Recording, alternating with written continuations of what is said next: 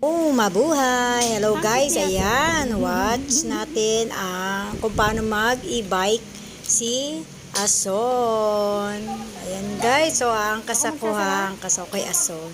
So, experience at bonding moment namin ni Ason. Ayan guys, mamimili kami ng merienda dito sa Malabon gamit ang aming e-bike, ang Ason e-bike to. Kay Ason. Ayan ang cute-cute namin. Para tayo bagal parang.